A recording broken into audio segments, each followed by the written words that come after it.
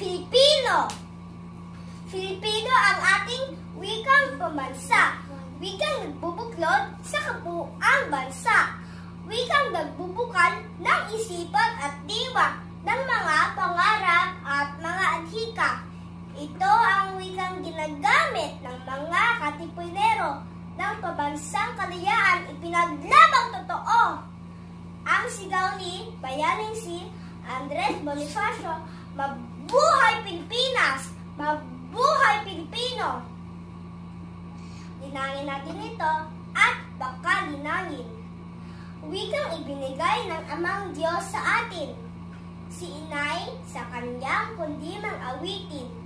Tahanay pasayahin, sanggol patulugin.